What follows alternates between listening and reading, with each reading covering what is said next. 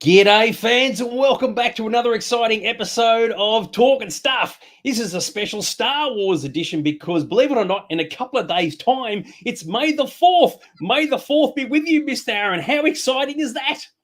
I've had a bit of a preview. Steve, who is the guy that runs the juice bar next to us, is going to be serving blue milk on Saturday, and I went in and tasted it to make sure it was Bantha approved. Very cool. And how do you get blue milk, fans? You just get a can of spray paint from good old Bunnings, give it a psh at the top, and it is the most fantastic thing of all time. Oh my God, how exciting is this? Sorry, what was that? Sorry, dude, to cut you off. They've actually showed me the secret ingredient. They put Smurfs in a NutriBullet. Well, at least so long as it's not Smurfs and not the Na'vi from Pandora in Avatar, because they'd be a little bit harder to blend. But hey, what can I say? This is a fantastic show. You know what? Last week we talked about all these different things, and I thought, you know what? Star Wars is coming. We need to chat about the old galaxy far, far away. So the first thing that we're going to discuss has got nothing to do with Star Wars whatsoever. It's actually to do with June, because last week you actually made a point when we were talking about June turning 40 years old this year, saying that there were videos that we'd done and all the rest of it regarding June. And you made a mention about the fact that we actually did a video about failed merchandise.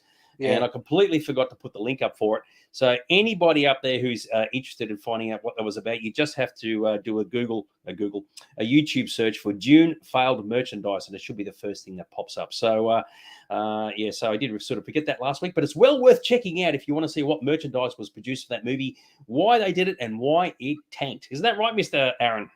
Absolutely. There's a lot of good stuff on that video. There is indeed. Now, fans, before, once again, we get into the Star Wars stuff, there's more important things to announce, which is like absolutely exciting. And believe it or not, and I must admit, I am struggling to sort of comprehend this concept. We are going to be doing DNA reviews of the old Doctor Who. Dude, how did you twist my arm to get me into this?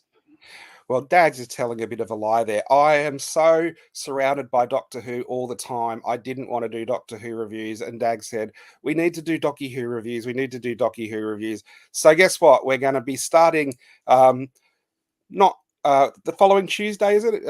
It comes out on the 10th or the 11th here maybe, which is the weekend. And then we're going to start reviewing the new series of Doctor Who the Tuesdays after they've viewed in on Disney Plus now.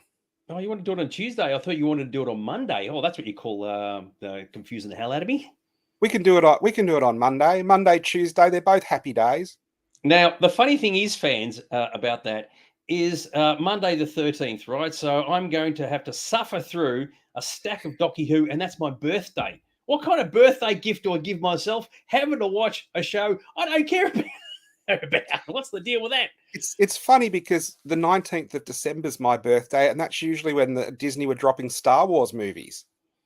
Well, I'm glad they're dropping something. So how good is that? Now, Collins asked me, did I spill blue milk over my T-shirt? Now, I can actually assure you, fans, that I actually did purchase this from Skywalker Ranch all the way back to 31 years ago. Yeah, 31 years ago, back in 1993, and doesn't it still look good on the old daggy body? What can I say? And Christy has said, I am doing it willingly. I am doing it with one nerd tied behind my back. I mean, Aaron and I caught up yesterday, and he said, I'd love to do a Doctor Who review show thing. And I go, do I have to? So, Christy, we discussed this. Are you going to be in for Crimson Yawns on Doctor Who, or is it something that you won't help us out with? Tell you what, Christy, how about we swap places? You do the reviews and I'll just be doing something. I'll be washing my hair that day. What can I say? No, it should be fine. So it's coming out the old Doctor Who. I haven't watched episodes of Doctor Who aside from Legends of the Sea Devils, which you made me watch and I absolutely despised since the 1980s. So I'm so far behind the whole Doctor Who thing. I'm going to be going, oh my God, what am I watching? And of course, I can't by default love it because everybody knows that I'm not interested in it. So I'm going to have to be the devil's advocate in the reviews. What do you reckon? Well, I think it doesn't matter if we love it or hate it. The one good thing about it is all our viewers get more of us. They do. And I love this one. Christy has said the yawns are primed and ready. How good is that? So we'll have to see what it's all about. It should be interesting. But anyway, Monday the 13th, my birthday. I expect to see people saying happy birthday to me. Yep. As I'm getting close to the big 60, and so make sure you tune in and we'll see how the show. Do you know what that means, Dags? It means the yawns are going to be even bigger on the inside than the outside. Oh, I'll tell you what, I'll be the one doing the yawning. I'll tell you what. So there you go. And it has to be expected. Greg King's good. Docky Who, absolutely fantastic. All right, now, Luke has joined us from Star Walking. I'm glad he has. He's trying to put us back on track. May the 4th, right? Happy to May the 4th be with you. So we're getting back into Star Wars. And I tell you what, one of the coolest things is, what, did you want to say something? I was going to snitch on you. Luke, I had a door prize and Dags didn't come by the shop and get it. So I was going to support the meeting. Naughty Dags. Because I'm a scurvy dog. All right, speaking of May the 4th, this is the coolest thing that's happening in the entire universe, right? On May the 4th, 2 days' time, it's, and we mentioned this last week, but we're mentioning it today, you've got the free comic book day in the shop, Mr. Aaron. Oh, this is blowing my mind because usually we have the two events, Free Comic Book Day and Star Wars Day. But once I guess whenever there's an alignment of the stars or a solar eclipse, they happen on the same day. So it's Free Comic Book Day, and we're a comic shop, so we're going to be giving away show bags with free back issues of comics in. And it's Star Wars Day, so there's going to be some Star Wars stuff and some Star Wars cards and some merch in the shop. All Saturday. So it's a bit of an event around the comic book shops in Melbourne. We're not doing the new free comics that comic book shops give away because we're not really a huge comic book store. But we thought to be part of this sort of event, we're going to give away free back issues. So we've been sorting through thousands of comics. We're having about 2,500 new comics and opening upstairs so people can see that collection.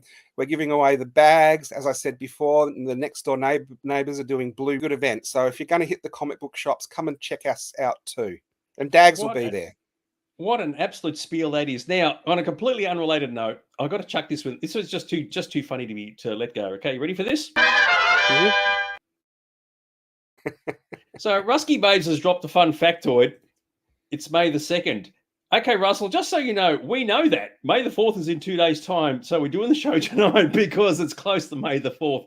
We are pretty stupid, Russell, but we ain't that stupid. So here's an idea, Russell. Just switch off now and then watch it on May the 4th, and it'll all make sense. Absolutely love it. Chrissy said, what time do you open on Saturday? 10 o'clock in the morning. And for those who don't know where the shop is, it is shop number 3, number 1, Main Street, Blackburn. But of course, the free comic book day is just slightly to the left of that picture. There's a set of doors going upstairs, and you need to go and check it out, which is particularly cool. What do you reckon about that, Mr. Aaron? I forgot to mention one thing, which is probably the best thing of all. There is a 25% sale on everything in the shop. So even if you're not a Star Wars fan, Colin can come down and raid the Star Trek cabinet. Mate, my mind is officially blown. Oh, my God. Absolutely awesome. So there you go, fans. It's Star Wars Day. It's 25% off. You can even buy the staff for a massive discount. So there you go. Anybody willing to cough up 5 cents of me is probably likely to take me home. That is very, very groovy. So I love that. You will find Dags in the scratch and dent pile. I tell you what, man, I have been used and abused, and I am out of my packet. I will tell you that right now. I like this one from Luke. He dobbed me in. Absolutely fantastic, as you did. And thanks for your generosity. What generosity, Mr. Luke? He didn't give you anything. Oh, that's right, because I didn't come past the store to pick it up. Yeah, exactly right. Very good. So that is good stuff. So you got to go and check it out, fans. And look at this. Always good to have a good chat with Dags and me. Oh, I love Dags and Dicko. Aaron doesn't even get a mention. I love that. Sonny and I get a good chat all the time. Very, very good. Okay, so there you go, fans. So that's all the stuff we've got to promote. So we've got the Doctor Who thing coming up in a couple of weeks, and of course you've got the May the 4th thing on the store on Saturday, which should be absolutely mind-blowing. If anybody walks in not talking about Star Wars, it's going to be very, very disappointing. So you have to check it out. It is going to be awesome. Very, very cool. All right, let's move on to the topic of the night. So we're just talking about various things regarding good old Star Wars. And the biggest thing that happened yesterday, of course, was the Bad Batch actually finished its third season, which looks like its third and final season. Now, you haven't been watching this at all. Is that right there, Mr. Aaron? No, like I'm a massive Star Wars fan. I love Star Wars, but I pick and choose with the stuff that I've been watching. And sadly, the Bad Batch didn't really hold my attention. It seemed to take up a lot of the storylines I wasn't so interested in from the Clone Wars and Rebels and run with them. So I haven't kept up on that. So it's going to be a very one-sided discussion if we're talking about the Bad Batch. I wasn't going to go into great detail. It was more about the fact that the series finished. For those who haven't watched it, it's fine. There are some interesting links that lead back into the main trilogy, if you will. Some nice little Easter eggs that got chucked in. But it was actually a good season. So a lot of people didn't really go for season 1 or 2 because the stories were a bit higgledy-piggledy. Season 3 was just one long arc. And it was a good arc and it finished quite well. And for those who have dialed into it, yeah, there are some really, really cool bits. But whether you're into animated series of Star Wars or not, it's up to the individual, but season 3 was actually quite good for a number of reasons. And as always, for a lot of the animated shows they do for Star Wars, the animation style and quality is just outstanding. So, yeah, it was very, very cool. But there are links to the original trilogy, albeit very, very subtly. So there you go. I think one of the things you can say about all the Disney CGI, it's pretty good. They've set a bar. Well, they've got a house kind of a house look to things, and they're always good. It's just one of those things I haven't kept up with. No, fair call. You're not the only one. Colin has asked if you're going to be in the store on Sunday. I don't know. Are you going to be there on Sunday? Yeah, I probably will be there on Sunday, but Saturday will be a huge day, so I'm not going to bust a gut to get in on Sunday early. It'll probably be from about midday till we close on Sunday. I'll be around. Don't forget, fans, Sunday is the most important day of all the days because that is Revenge of the 5th. Oh, hey, love it. Absolutely fantastic. Good stuff. Gavin was a fan of Bad Batch. He quite liked it. So, yes, it is quite cool. And the way they wrapped it up, because when they had Clone Force 99, you go, where are these guys in the original trilogy? They at least explained where they ended up, and it was all very cool stuff. Speaking of cool stuff, this also got announced just recently, and that is about the fact that Celebration Japan is kicking off. So they've got Celebration in Japan happening next year. They've announced a couple of guests. And believe it or not, the tickets went on sale. I don't know if it's today Australian time or tomorrow American time or whatever, but it's about to happen. And there's a few puppies turning up. And of course, Tamira Morrison's been in Australia 50 million times. And Anthony Daniels hasn't been here since, or at least convention-wise, since 2001. But a couple of the others are quite cool. But it's good to see it sort of happening. What do you reckon about that, Mr. Aaron? Yeah, I love to go. At one stage, I was planning to go, but I just don't think I'm going to be able to pull it off. So it'll be interesting to see how good it is. A lot of people are wondering how a celebration in Japan will go. I think it'll be pretty amazing. I've heard a lot of people say they're going to hold off this one, though, to go to the big one in a couple of years' time. I tend to agree with you. So I'm of the belief that they will do a celebration in 2027 to celebrate the 50th anniversary of A New Hope, and I reckon that's going to be the big one. So should be very good stuff. I'm going to say hello to Patrick, who's joining us. Thoughts on the Villeneuve's Dune? We're talking about Star Wars tonight, not necessarily Dune. We covered that off last week, but I think we both agreed both movies were excellent, absolutely fantastic. Did an awesome job, but there's still room in the universe for the 1984 David Lynch version, just keeping it very, very simple. So there you go. Moneybags has said the tickets go on sale tomorrow, 9 o'clock our time. So there you go. So get yourselves your refresh button ready to get tickets for good old celebration in Japan, which should be very cool. Here's the thing. Moneybags has that moniker that sounds like he would buy a ticket for me and you as well. What a cool dude he is. He won't pay for pizzas, but he'll get us tickets for Japan. Lucas said the VIPs get access today, tomorrow, 9 a.m. for Australia. So there you go. How good is that? It should be very, very good. I tend to agree with you. I think it'll be massively successful. I don't know if they've done celebration in Japan before. They've done them in Europe. I know that much, and definitely America. Someone can sort of clarify that. But I think for a lot of people living in this part of the world, they go, mate, just got to go fly straight north. Don't go Bonza because they don't fly anymore. And you should have a whale of a time. It should be very, very cool. Loving it. Good stuff. Andrew said the 25th anniversary Lego sets are on sale yesterday, which is kind of cool. And it's very funny you should make a mention of the 25th anniversary because what we're going to be chatting about, Tick, is the 25th birthday of the Phantom Menace. Now, there was a Skyfall Star Wars fan club meeting on Saturday, and I did actually, this is not the same presentation, but I did sort of cover this off. Aaron and I are going to be chatting about our memories and thoughts about the old Phantom Menace when it came out back in 1999. So some of that is going to be repeated for those who were at that meeting, like I know Luke was, and so was Christy. But that's okay. We can all share our thoughts and views, which is very, very cool. What do you reckon about the 25th anniversary sets, Mr. Aaron, of Lego? Well, I think the one good thing is you can buy any sets of Lego and they're generally a good investment.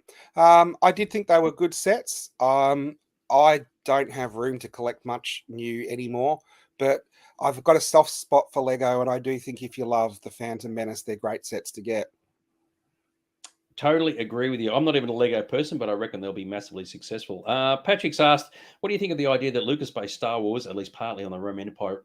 George Lucas took every ideas from everywhere, as you do. Most people do. I mean, an original idea usually isn't original; it's been swiped from all over the place. So it Well, kind of makes sense. I got no problem with that. I do think that's the great thing about George Lucas, and I don't think he's even shy about saying he admired Kurosawa and lifted scenes Yeah. from that, and he took stuff from history, and he read Joseph Campbell, and he mixed it all together, and he put it in space, and we got Star Wars. Wackadoo. Speaking of which, do you remember, Mr. Aaron, when good old episode 1, because it didn't even have a title back in 1998, thereabouts, got announced? How exciting. And as I discussed at the Skyforce meeting on Saturday, just the name episode 1 had everybody just like in complete raptures. Do you remember when all this was occurring way back then? Absolutely, like probably during the time the lead up to episode 1 when I was most obsessed with Star Wars. So I was getting on, there was a website, I think it's still around, the Force Net, which was sort of an unofficial rumors and news and behind the scenes stuff every single day, just seeing if there was anything new. There was another website, Ain't It Cool, which was another must visit, which had Star Wars news and bits and pieces. But the episode 1 stuff, I remember, I don't know if you remember, the very earliest rumors just make me laugh. Macaulay Culkin was going to play a young Luke Skywalker. Well, at least you know he wouldn't have been left home alone. That's for sure. So, absolutely. Oh, well, there you go. Didn't Yeah, know so that. I do remember, like, you sort of be.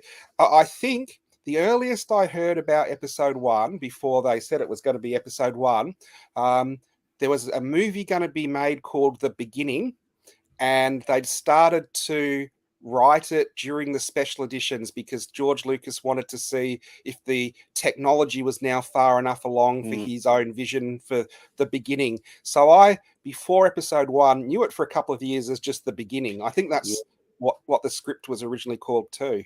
Yeah, I tend to agree with you because I think in the behind the scenes documentaries you wrote down episode 1 at the beginning. Yeah, I think you're completely correct. As I said on Saturday to a lot of people, prior to the movie coming out, it was going to be the greatest and biggest thing in the entire universe. Nobody knew any different.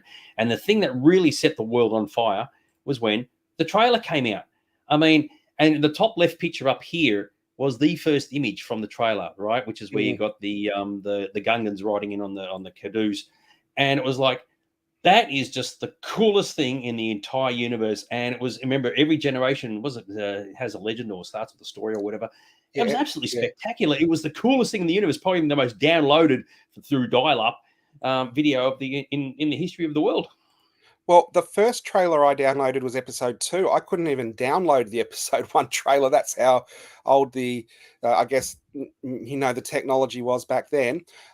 Here's some amazing facts. They attached it to a movie, a Bruce Willis movie called Mercury Rising, and it made Mm, that movie, which was probably just going to have an average weekend, have like the most unbelievably front-loaded weekend because all these people went to see the Star Wars trailer and then got up and didn't watch the movie.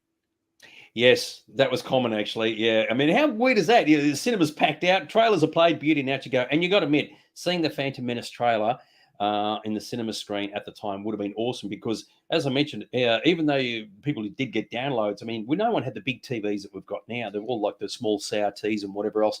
And Yeah. so to see it in the cinema would have been absolutely spectacular. And it did look good. I mean, people sort of hanging on now, especially after the movie came out, but it was so cutting edge in so many ways that visually you can just see what people going, this is awesome. And yeah, and that's Yeah. the thing that a lot of people seem to forget. It's interesting that we talked just briefly about June before, because I remember watching that trailer and particularly the Palace of Naboo, Threed, Feed. where Theed is it, where they had that shot, and I thought this looks more like a Dune science fiction epic than it does Star Wars kind of thing. It was a real, like, for you and me, that was the first new imagery of Star Wars that Mm, we'd seen in 16 years. So, I guess now a Star Wars TV show or something comes out every yeah, 6 months, but back then yeah. there was a drought of absolutely nothing except for those blasted Ewok adventure movies, and then we had like this mind-blowing trailer, and there were news reports around the world. Entertainment Tonight did entire shows on it, just on a trailer. Yes, and that was what made it so cool. And the one thing I was going to mention about the trailer, actually, I'm just going to go back to it.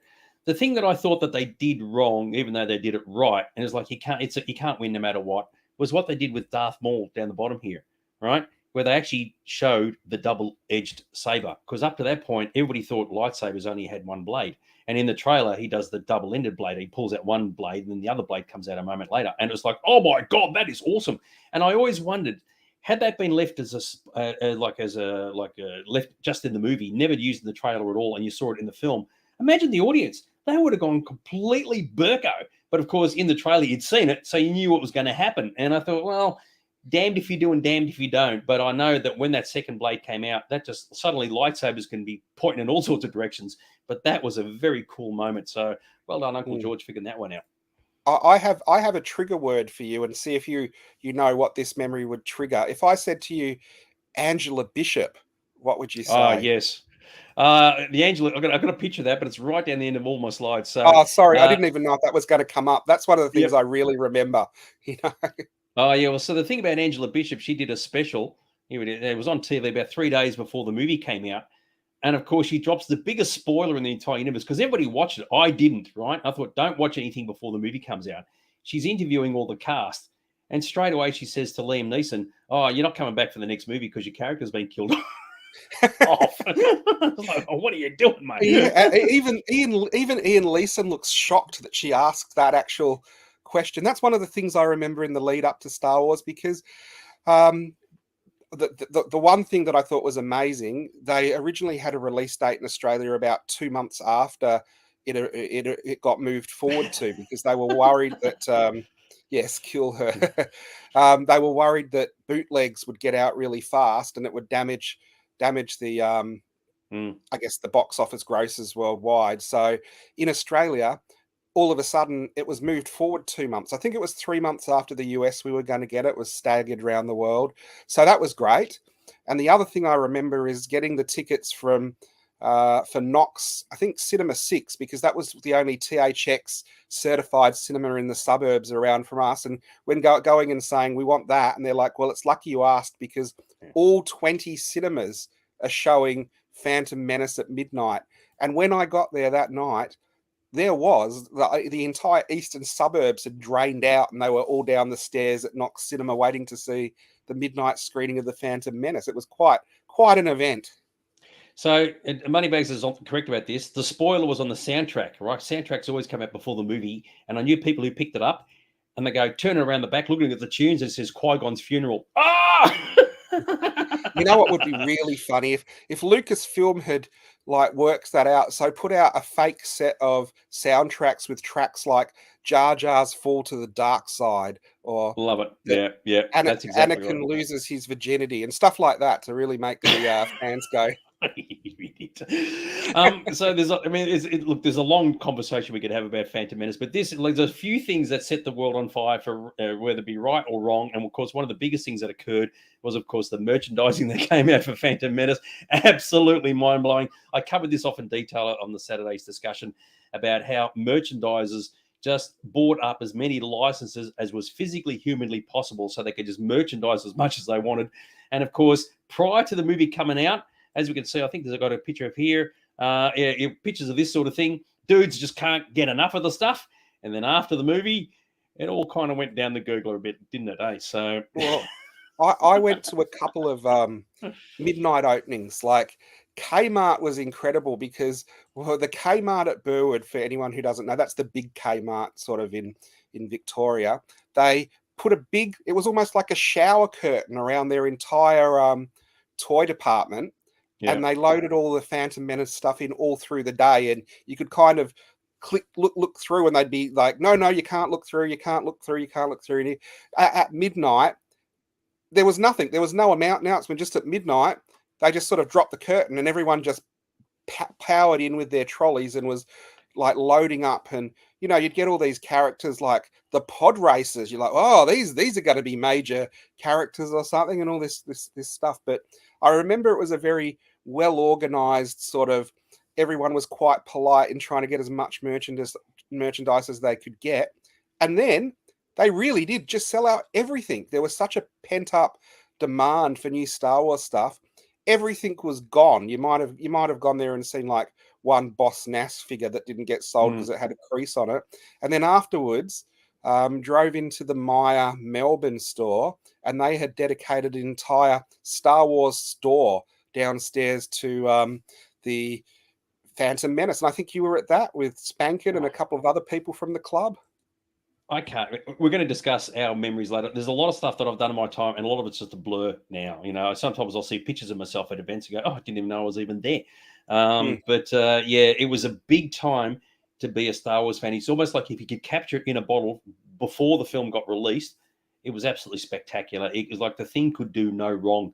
And a lot of people seem to forget it now, but at the time, it was just spectacular. Now, one of the funny things, and we're just sort of jumping around a little bit because this is a relatively short conversation. Do you remember going to Kentucky Fried Chicken and seeing the staff wearing these shirts, and how people reacted to these shirts? I actually have a Queen Amidala one. It's like just got her all in her face makeup and then a big question mark. So the cooler thing at KFC was they had the life-size Jar Jar, Yeah. and a couple of, and Darth Maul and Yoda, and I think Anakin as well, but mainly the Jar Jar and the Darth Maul were the two that were everywhere. And I got a Jar Jar and a Darth Maul. Someone rang the shop I was working at and said, "Do you buy Star Wars figures? I've got these two life-size ones." And she was like, "I worked at KFC and they gave them away to the staff as a raffle." And I said, "Oh, what an amazing prize." And this was a non-Star Wars fan. And she said, "Two 6-foot aliens, you think that's an amazing prize?" And as soon as she said that, I knew I was going to get them cheap. Very cool. With that in mind, I'm going to explain in a second what these t-shirts were, by the way, for those who don't know. Good old Tash has joined us, which is absolutely fantastic. And her little dudes, what did you find was the hardest item to sell from Phantom Menace merchandise? Just keep the answer short if you can. Before the movie came out, you could sell everything. After the movie came out, you could sell nothing except for Darth Maul.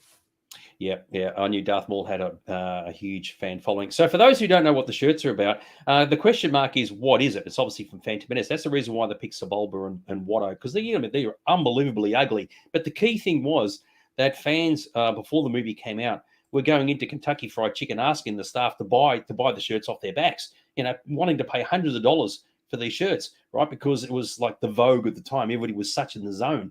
But when you look at those shirts, you go, they look crap. I mean, you might have the KFC logo on the back, but who'd want to spend $200 or $300 on a t-shirt with Sebulba's head on it? What is you reckon if you did buy one of those after the movie came out, you'd be going, yeah, I kind of need to go and see a psychiatrist after that? Well, I do remember going into KFC and saying, "Can I have one of the Star Wars meals?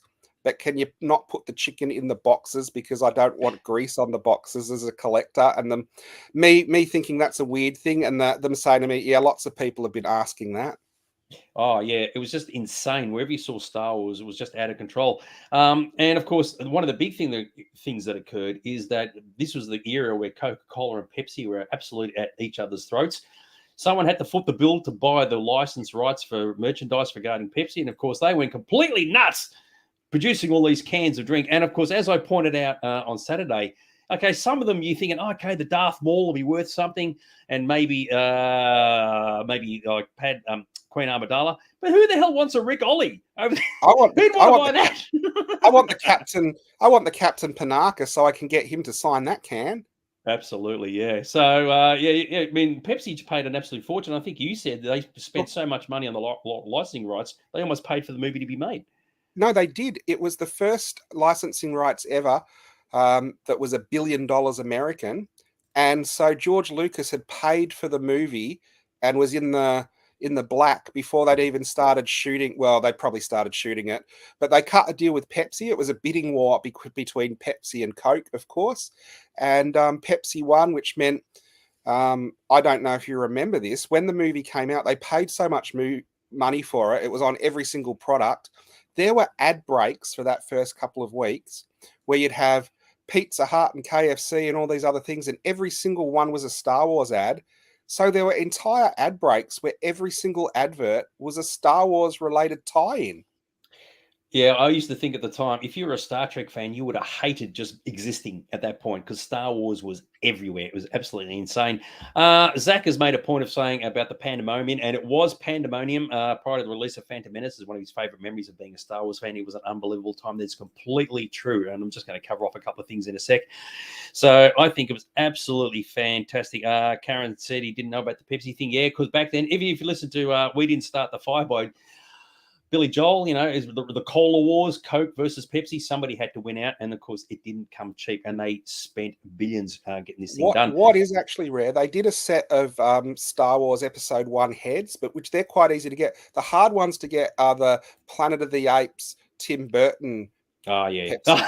Smart ass. Some of the merchandising for Phantom Menace was great. They did some good things. They did some crappy things. I think this rates is probably one of the worst items they ever produced. And I cannot imagine as an adult giving one of these to a child saying, yeah, there you go, open up and say, I mean, seriously, what were they thinking when they made something like this, dude?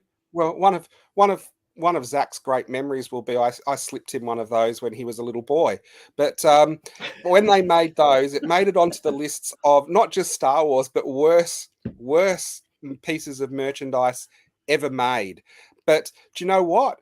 If you went and saw at the moment the reissue in the cinema, you could get one of those, and then you could get the Dune Worm popcorn tub, and it's a marriage made in heaven.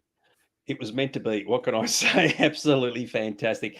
So, look, the key thing is, and as I said, it was a 40-minute presentation that I did on Saturday. We're cutting it really, really short and about to wrap up. One thing I do want to point out, though, for people who are interested in knowing more about the history of that time, there was actually a documentary produced. It is on YouTube. Okay, it was actually called The Fandom Menace. Keep in mind, it's a D, not a T, right? You can find it on YouTube. You've actually got to sign in to watch it. It was released 20-something years ago, so the quality is not in high def or anything like that. But it's an excellent piece of history regarding how Star Wars and the Phantom Menace in particular was introduced into this country. And it is definitely well worth checking out because it's just a time capsule for the buzz before the movie and dare I say it, the buzz after the movie and what was happening in the fan community at the time. And it's well worth looking at. So, yeah, the Fandom Menace. You may have to put in the Fandom Menace documentary or something like that. So, what do you reckon, dude? Were you in that one? Yes, I am in that one, actually. Yeah, so if you have a copy on DVD or even VHS from the time, you can get Dags to sign it, come into the shop, and it didn't get released on VHS, but it did get released on DVD. And just a reminder, all this is what it looked like when it first came out, and this was on the premiere night when they put the sign up. It's like, yeah, the Phantom Menace.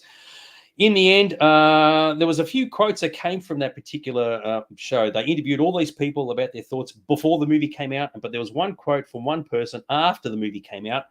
Right, this is on the same night, the premiere night, and this guy said, "It's going to be a big disappointment. All these guys are going to be coming out here crying." And truth be known, that probably wasn't far from the truth for a lot of people. So, yeah, but I mean, I looked at it because someone asked me about it, what I thought. And I thought, well, all the things that I love about Star Wars isn't in it. No Darth Vader. There's like the Emperor's not there. The Empire's not there. The Star Destroyers, the TIE Fighters, all the things that I love about Star Wars aren't in it because they didn't exist yet. So you had to really readjust your brain into thinking, yes, this is a completely different scenario now. So, but it's just the way it goes. Yeah, it is. It is one of those things where you have the fan perception versus the actual general public, and general public actually really loved it. And I mean, it was a movie that was aimed more at kids, I think, than the original Star Wars trilogy was. But at the time, I was involved in a youth church group, and when the reissues were shown, in '96, took them along to that. They'd never seen Star Wars before, absolutely loved it. 3 years later, episode 1 came out, took the same kids along, thought it beat the originals by miles. So the one thing, sorry, Dags, were you going to say something? No, you go, just wrap it up. Yep, go for it. The one thing that you were saying that I think is true, people don't really realize it was the first movie with that many special effects, and you had to see it at the cinema on the big screen. They actually advertised it. I remember George Lucas and Rick McCallum saying you have to see this movie 2 or 3 times because there's so much going on the screen, you can't take it all in.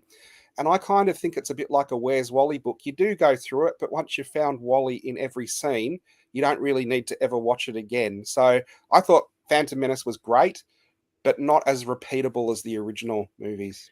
Yep, that's fair enough. And just wanted to finish up by saying when the film turned 10 years old in 2009, no one wanted to talk about it. No one wanted to discuss it. But then fast forward 10 years after that, in 2019, suddenly it's appearing at panels and celebration. And the show's now found a whole new fan base. And we've actually had people come into the store. It was only a few weeks ago, someone came in and said, sorry, he was wearing a Phantom Menace shirt. And he said, sorry, guys, this is my Star Wars, because he was 10 years old when the movie came out. And it just goes to show that, there's time for things that may not have started off so well to get a whole new breath of life 20 years later, which is what's happened. And all power to it. What's interesting, there's a generational thing with collecting and people growing up, and 20 years is the mark where people get into things they were sort of into in their youth. And Phantom Menace, you would know this, I'm sure, but a lot of people might not. Phantom Menace did get a reissue 10 years ago in 3D at the cinema, and I went and saw it the premiere night, and we were the only ones in the cinema. They thought it was going to be a big success, and it did so poorly. They were going to 3D convert all the 6 movies, and they gave up after the Phantom Menace because they lost money on distributing it around the world and advertising it. No one came out and saw it. Do you think now would be a great time to reissue it in 3D, or forget the 3D thing? Well, the 3D version has already been existed, so they could release Phantom Menace. As for the other 5, I think the original trilogy converted to 3D would be massively successful, especially in a couple of years' time when we start hitting towards the 50th anniversary.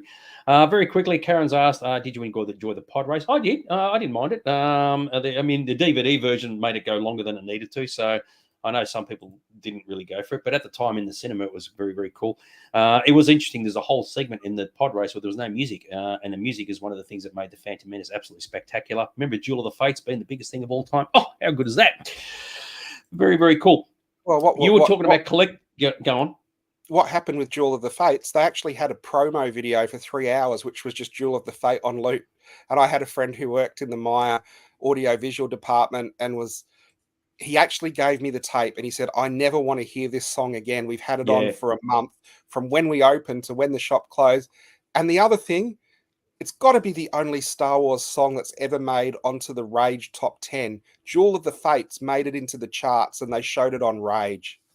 They did indeed. It reminds me when Star Trek came out in the 80s, and we went 10-pin bowling with the Star Trek fan club, and someone put on the jukebox over and over. And 8 times later, it's like, mate, I'm over it. You're talking about collectibles a moment ago. Well, funnily enough, that actually brings us to this particular. We're just going to chop it right there because we're going to move on. Brings me to this question. A question. All right, so here's an easy one. This is a bit of a no-brainer, a bit of an easy one to sort of think about. So from your perspective, what would be considered the ultimate Star Wars collectibles? And I'm saying in plural, not singular. So, and this doesn't have to be toys either. This could be anything. So off the top of your head, old son, what do you reckon to be the go? Okay, well, I've talked about some things before. What are the best toys ever produced?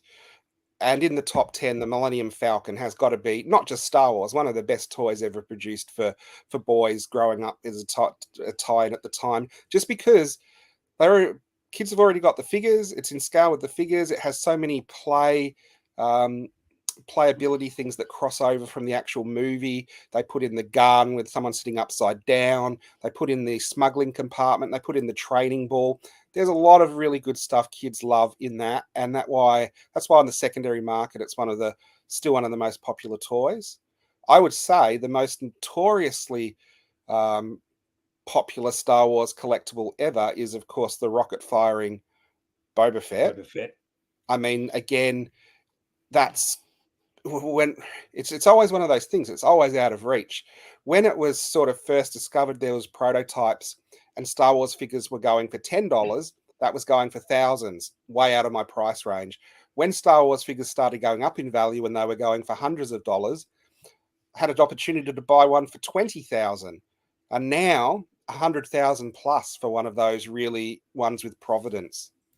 I agree with Moneybags on this one. Any of the hero screen used props would be the ultimate Star Wars collectible. And that's actually quite a very important point, because there was a lot of props made for the movies. Some of them are a bit more rarer than others. You can imagine someone saying, yes, I got the original Luke Skywalker saber from Jedi. There's a billion Stormtrooper suits and blah, blah, blahs running around and whatever. But you want stuff that is done in limited numbers. And I'll show the picture at the end as to what I think is the ultimate Star Wars prop. It's just absolutely spectacular. But prop hunting, in terms of collectibles, would be the main go. And for me, myself personally, I think the ultimate would be the big Star Destroyer model they built for the Empire Strikes Back. I reckon that creams everything. But that's, of course, that's a one-off, and that'd be spectacular. What about the original Death Star they found that was being used as a waste paper basket, sort of? The Death Star's boring though. It's just the ball. The one from Jedi is far more exciting to look at because there's all these bits missing out of it, which is particularly cool. But I mean, clearly that's off in a different stratosphere for the average person on the street. So if we're looking props, and I could have one original prop, and it was just something, I'd go for the original IG-88. It's not going to be the most valuable prop like a Darth Vader costume or something. That was always a droid I absolutely loved. So that would be, if I could have one prop, the original IG-88 standing in the corner of the room, it'd be pretty cool. Very cool. So you mentioned the Millennium Falcon earlier. Anything else on top of that? So does the AT-AT Walkers fit in alongside that, or is it just not really? So I think they do. I mean, if we're looking, I was thinking more about toys when you said collectibles, like retail available stuff. If you go through stuff like that, there is. It really is, I guess, everybody's aesthetic. I think the Millennium Falcon is the best toy ever. I probably prefer the AT-AT because I like the Empire better than I like the Rebels just in the movies. Like, some of the poster art would be amazing to have. Imagine having an original artwork rather than a print or something. That'd be pretty cool. Yeah, I've seen that in Steve Sansweet's place. He had original Ralph McQuarrie pictures on the wall, and you look at it and go, hang on, that's not actually a print, that's the real thing. We were at his place one time in 1993 and had architectural drawers, so you pull out for architects to put their drawings in, and it was just chock full of posters. And the first one we pull out was the Star Wars A New Hope half sheet, and it just said, "To Steve, all the best, George Lucas." Like, written on it. I was like, you dog. What about this? The very first handwritten draft of Star Wars. Oh, yeah, imagine that, eh? So that'd be very, very cool. Rusky Babes had mentioned about the Micro Machine size snub fighters. We actually still sell those in Aaron's Collectibles, by the way. So, there's actually still a few of them floating around, which is particularly cool. More Star Trek than Star Wars, but there are some Star Wars ones there. Christy said the original Gonk droid, a walking Macca's bin. There you go. Well, that Gonk droid just keeps popping up in different shows, which is particularly cool. And I agree. Yes, it's AT-AT, not AT-AT. So Moneybags, how do you say TIE fighter? TIE fighter? Let's not start that argument. What's the difference? And the original Kenner ad, because we've had this argument in the original Kenner ad, which was supplied by Lucasfilm, it says AT-AT. Yeah, but I can go either way. I'm a pretty cosmopolitan guy. You're a bit of a swinger when it comes to these things, eh? There you go. When Star Wars figures were first released, you didn't need ships. Actually, some of the ships are unbelievably rare to get, like the die-cast TIE bomber. I mean, good luck trying to find one of those. And things like boxes, imagination is encouraged as much as everything gets made. Yeah, exactly right. So, there's some. It depends on what your forte. Your forte primarily is toy-based items, and yeah, you are right. The top of the food chain is the rocket-firing Boba Fett, and below that, then you got your vinyl cape Jawas and whatever else, and it goes from there. And then if you're into posters, that's original one sheets when they first came out. The first poster ever produced for Star Wars wasn't a one sheet at all. It was given away, I think, in the 1976 Worldcon. Yeah. And that is worth millions of dollars now. So there you go. And there's pictures of that where I think it was $10 and they reduced it to $2 because they couldn't sell the damn thing. And who's there selling it? Mark Hamill. Yeah. And it's kind of funny. Mark Hamill in 1976 was an absolute nobody. Fast forward 2 years later, he was the coolest kid in town. So absolutely awesome. But yeah, it just depends on what you like. And but I was having this discussion with someone recently, and we were talking about props, and we go, props is interesting because they're the kind of things that aren't produced for the public. They're produced for the movie and then get destroyed or stored or whatever, as opposed to toys which are for the public. And that's the reason why I have narrowed down what I think is the rarest prop in the entire Star Wars universe. Of all the 11 movies and TV series, it has to be, right? The cup that Luke drank out of. Just a piece of shit Tupperware, right?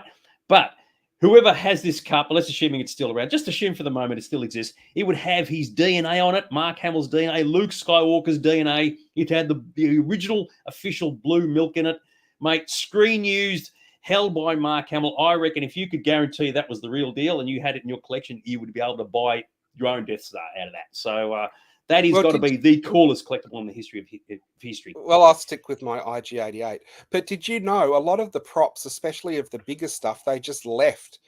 So people would, for years, would be able to go out to the desert and pick up the crate dragon bones because they just left it there. And it was only painted one side. Or you could go out into, was it the Yuma Desert where they did the skiff and they blew it up and they just left all the parts there. So you can go out and dig up some blown up skiff or sail barge.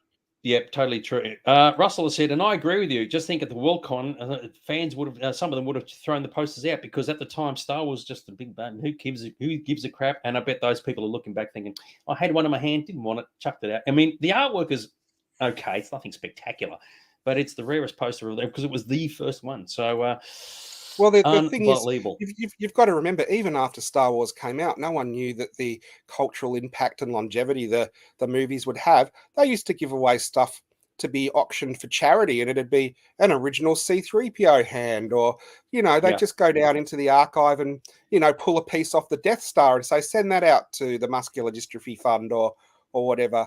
So there was really, at that time, no real foresight. They were still seeing them just as movie props that are quite disposable. We've seen the footage of you visiting the ranch and going through stuff. And I think you were really lucky because you're at a stage where that stuff wasn't religiously worshipped as it is now. And you could just try stuff on and touch stuff, which there's no way anyone would be allowed to do that now, would they? Yeah. I've actually had confirmation that the archives are off limits. Speaking of things along those lines, we're going to move on to something which is actually everybody can contribute to this particular discussion if they want to. And of course, that's regarding our Star Wars memories. Now, it could relate to anything in particular, places you've been to, things you've seen, things you've done. I mean, that picture in the background there, you're talking about Skywalker Ranch, and there's me right there at the front of the main house. And George Lucas's office was right up there. And everybody has their own memories, and some of them are a bit more involved than others, but and we're talking nearly 50 years worth of stuff, dude. So what have you got that sort of really sticks in your mind? Well, I'll tell you mine after, but what's your very first Star Wars memory? Do you have a point in your mind where you go, that was the very first time I knew about Star Wars? Yeah, because I was in primary school at the time, and my friends were telling me about the movie, and of course I really wasn't into sci-fi at that point, and I just get whatever. It was a small school, and eventually I called my mother to say, "Look, can we go and see it?" Because everybody's yapping on about this thing. My best friend at the time said, "Oh, Star Wars, you got to go and see it." And of course we went to the movies, and of course the cinemas were all booked out and whatever else, and the sessions were full, and I could only go and see Sinbad and the Eye of the Tiger, so we went and saw that. Come out of that, there's still tickets left for Star Wars, go and see that.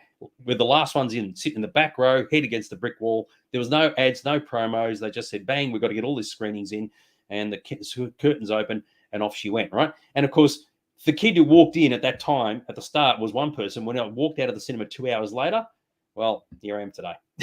So I remember it vividly. Do you know, I didn't know that. We've got a very weird coincidence that's happened with your first viewing of Star Wars. But I'll go back. My very first memory, this is embarrassing. I was 4 when Star Wars came out. And so I missed all the, the movies and the advertising for it, except for show bags. And I remember watching the ads for show bags before going to school or whatever. And this thing called Star Wars came on, and it had Darth Vader, and it terrified me. And so all these other show bags, I remember going, I want the paddle pop show bag. I want this show bag. And that one, and I remember saying to my parents, I do not want that show bag. It's too scary. But I saw Star Wars about a year later when it was still in the cinema. Now, here's the really weird thing, Dags. If you went and we went to see Jason and the Argonauts, and it was sold out. And it was sold out. So we had to see Star Wars instead. And where you saw it in the back row, the only seats left for us were in the very front row. And so I was a 5-year-old in the front row, and it blew my tiny mind. And I remember actually grabbing onto the seat in the Death Star trench because the feeling of movement felt like I was moving around in the chair. But you going and seeing Sinbad and the Eye of the Tiger, and I had Jason and the Argonauts, that's a really weird coincidence. Yeah, it was pretty funny, actually. And It's only because I got egged on by my mates at school and said, go and see it. And that's the only reason why I went and saw it. But it's kind of funny because for most people's perspective, you go and see a movie, you come out the other end, you go, that was great, wonderful, your life moves on. But of course, that transformed me into this different person.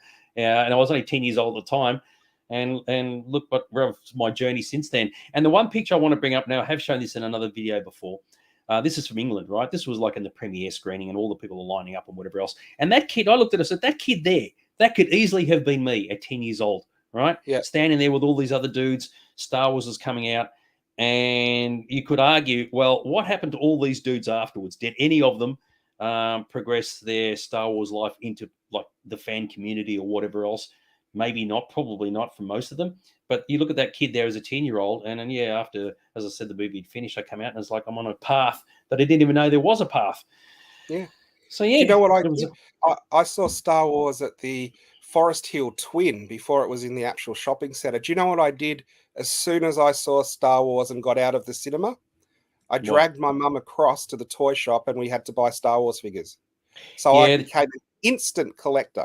Instant. Yeah, Children's Palace was the toy shop of choice in the city at the time. I don't know where you went. Oh, because you're talking a different time frame to me. So, so one of the things that I did do, and I have shown this picture before, and I'm going to go and check this out today, this year, actually, funnily enough, was I actually painted a Star Wars mural on my high school wall. And it turns 40 years old this year in August. So I've got to go back and check it out to see what the deal is now. I said I painted it in 83, but I finished it in 84.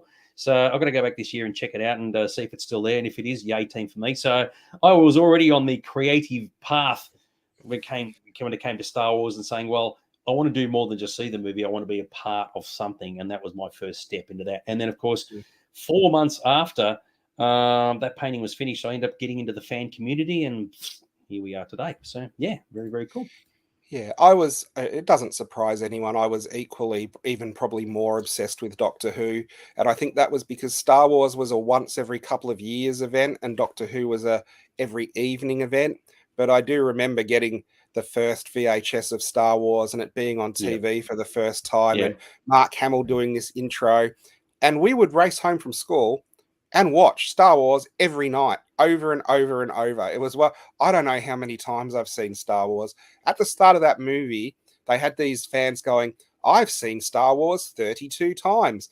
And me and my brother would laugh. We've seen Star Wars 400 times. Yeah, they do the collective group. Between all of us, we have seen Star Wars 300 and whatever times. Yeah, I remember that. I got a question from Alan. The school was the Princess Hill Secondary College in North Carlton. If you walk in through the front doors, to the left is the reception. It's just around the corner leading into the art rooms. So if it's still there, it was there 13 years ago because I visit there every 10 years. It was there 10 years ago. So with a bit of luck, it's still there. And if that's the case, I'll check it out in August this year, which is I think one of the sad things, they've put a door in the speeder bike. They did, actually. If you look at the picture here, the bloody mongrels, that there, if you can sort of see that, there used to be, that was the brick wall, right? It was all painted and everything. And one day they came in literally with sledgehammers and smashed it right through my speeder bike, Biker Scout's head to put a disabled toilet. And they put a yellow door right there. So I had to paint over the damn thing as fast as I could. Oh, it looked horrible. And I actually watched them do it too. So I was like, oh my God, you're killing me. So do you have a little piece of it like the Berlin Wall? No, I'll tell you what, unbelievable. No, I was still at school at that point when they did it. So but there's a long story regarding that. Maybe in August this year, if the show's still going, I'll give you an update on how the thing looks. What is funny, I signed the bottom of it, and through age, my name is just worn off. So nobody even knows who painted it or when it was painted. So anyway, it doesn't matter. So very, very cool. Guy said it was an awesome piece. I'd like to see it sometime. As I said, it's in the school, and with a bit of luck, it is still there, which is cool. So from my perspective, go on. Guy, what you've got to do is hang around outside the school in a big overcoat and then just slip in when no one's looking. It'll be fine. It'll be fine. Well, how do you think I'm going to feel? I'm going to walk in there freaking 57 years old, amongst all the school kids. I'm just here to see a painting, honestly. So, and they're going to, I painted that. Hey, can you prove it? Well, there's no signature on the bottom. Anyway, it doesn't matter. So from my perspective, the coolest thing that I did, of course, is I was involved in the formation of Star Walking, the Star Wars Appreciation Society. I was on the committee for 27 years, and that led me on the path that sent me down all these wondrous adventures, got to do all these things and run all these events and see all these things and meet all these people. So I've kind of achieved a lot more than I could sort of cover off in the time frame that we've got here. But you've got your own sort of stories regarding what Star Wars did for you. Well, it led me down a path where I only went to Star Wars conventions from the dealer's room. And that's quite interesting because you see a completely different side to fandom and conventions being in the dealer's room, because you kind of have to be there. And there's a certain subset of fans that collect and only go to those things mainly for collectibles and not the other stuff. And that's how I met Dags, actually. Jethro introduced us at not a Star Wars convention, but at a Malvern collector fair, I think. And he said, "Hey, this guy collects Batman, make him poor." And I've known Dags ever since. Indeed. So one of the things that I've been able to do, which a lot of people have not been able to do, is love Star Wars as a part of my life, and it's just really set me on this path. But I've been in the fortunate position where I've been able to talk about it at events, and through panels and auctions. And even like last Saturday, as I was saying, I did a 40-minute discussion on the Phantom Menace. I've done hundreds, if not even 1,000+ hours, maybe even more, just talking about Star Wars with people. I've done it in libraries, I've done it in meetings, done it at conventions, I've done it interstate. And it's one of the things that I guess I've really gotten a lot out of it, because there are plenty of people in the world who say they love Star Wars. They can only do it online somewhere. They just type it on keyboards and whatever else. And I've done it all face-to-face for decades now. And so that's something that I've really been able and very fortunate to be able to do. So yeah, I've nadded about, like we're doing it now. We're talking about it live online now. And yeah, I've been very fortunate in that regard. So I've been able to just let the world know what the Dags thinks. And it is a very sort of, lives do get connected and people knows everyone through different fandoms. So it is good. But I have to laugh with you saying that. I found some old footage on VHS that I couldn't watch and gave it to Dags to digitalize for me. And it was of me hosting an auction, and then the person filming it panned around the actual room, and who's sitting in the room watching me at the auction. And this is in the late 80s. This is how far back. It was in the early 90s, goes. dude. Yeah, it was in the early 90s. So, yeah. But yeah, I was in the audience watching you going, mate, what a crap job this guy's doing. Unbelievable. It's very funny. People are posting up there comments about the things that they've seen and done in their time, which is really cool. Everybody has a story to tell. I mean, we were talking about like Skywalker Ranch earlier. You brought this up earlier. So there's me. We're actually wearing screen-used costumes. I mean, do you reckon I could join the 501st with this as an actual original trilogy screen-used Stormtrooper suit that was just laying around on the floor? So that's the kind of thing, as you said, people can't do that anymore. And we were very lucky. That was 31 years ago, as mentioned earlier. But yeah, I've been very fortunate, and there's too much to actually cover off. There's actually a lot of stuff that I had a question. We're running out of time, but I had a question for you. You're, out of all your fandoms, you're probably most famous and love Star Wars the most. I might be presuming stuff there, but you've been involved with the running of stuff. Why did you never collect Star Wars stuff? Why did you collect Batman? Too hard. It was too hard and too competitive and too expensive. And to be fair, once you've been to Steve Sansweet's place, you go, I'm not even going to bother. So just a couple of things that I have done. This is like one of those things I chalked up on my list. One of the things I was renowned for was doing live singing. No, I didn't physically sing live, right? It was all mimed. But I used to do singing gigs at the banquets. It's like how I got talked into this shit. I got no idea. And I always loved my Millennium Falcon guitar, which was kind of cool. We did Simply Irresistible for that. The top one up here was Lapty Neck. Oh, dude. And I look at these pictures because I was digging them up today and going, how do I get talked into this stuff? Well, you're the only fan who's mimed the Kessel Run in less than 5 parsecs. Yeah, I could actually sing Lapty Neck live. And yesterday when you and I caught up, we were talking about the big Maya event in 1997 when they did the VHS release for the special edition on VHS. I just said that. And you were saying about the big Maya event. You're in the crowd somewhere here, right? Yeah. And there I'm up on the stage looking down at people like you. How good's that? And, well, now I employ you, so there you go. How the tide has turned. But Indeed. We were saying, and if anyone in wants to put up, if they think we're wrong, we think that is the biggest Star Wars event both of us can ever remember. It was like the whole city mall was filled with clambering fans listening to Ferguson. What's his name? Tim Ferguson, wanting their special edition Star Wars VHS, and I have never seen just a Star Wars gathering as big as that. Yeah, From a public point of view, absolutely. I Yeah, totally agree with you. Yeah. We're about to finish up. A couple of things you want to show. Here's a picture of you, at least, when you went to Galaxy's Edge, which is something even I haven't done. So Yep. must be a So good that was time. one of those things. As soon as it opened, I love Star Wars so much. I made an excuse to go to Galaxy's Edge and check out the whole Star Wars experience at Disney. Fantastic. I loved it. Some people don't like it because it's not as classic Star Wars. It's more new Star Wars. But you know what? I loved it. Thought it was fantastic. Go and get a drink at the cantina. I have drunk blue milk at the Star Wars cantina. But not out of Mark Hamill's Tupperware container from A New Hope. That is the ultimate of rare collectibles. So there you go. And I know I don't want to make it about me, but it's the way there's just so much to It's cover all off. And of about course, it's all about you. yeah, and of course, I've been on Family Feud twice, both the Channel 7 and the Channel 10 version. So that was the one that got us to Disneyland a couple of years ago, which is cool. And prior to that, of course, it was the Burt Newton one. Oh, freaking 12 years ago, Oh, 15 years ago gee, now. Bert, So, yeah. Bert Newton went out. He cosplayed as the Death Star. He did indeed. Oh, gosh, there's so many stories to tell. But I don't know, maybe one day I'll get to share them all. But absolutely fantastic. So what do you reckon of that, Mr. Aaron? How cool is that? The Star Wars May the 4th talk, dude. I know. I reckon we'll be doing it again next year. I tell you what, I think you're not wrong at all. So, look, we have to wrap it up. We've planned through this as fast as we could because there's so much to cover off. For those who don't know already, make sure you check out the Sci-Fi Zone socials on YouTube and Instagram or whatever. There's new stuff coming out all the time, which is really, really cool. And, of course, we mentioned it earlier about, of course, the store, the May the 4th action figure, or sorry, the comic book day store on the 4th of May in a couple of days' time. Mr. Aaron, how good is that? It's so good. I've been getting 4 hours sleep a night preparing for it. Mate, he's taken one for the team. What can I say? So, however you celebrate your Star Wars Day, make sure you do it in style. Whether you watch the movies or put on a helmet, or as Gavin would do, dress up as Yoda, whatever floats your boat. But if you got nothing on, come down to the shop and talk about Star Wars, mate. It's what we do. It's what we do really, really well. So. Star Wars is in the cinemas over the weekend, isn't it? Yeah, I believe so. The Astor is showing the 6 movies or something, which is particularly it's interesting. The 6, not the 9, but that's another discussion for another day. So very, very cool.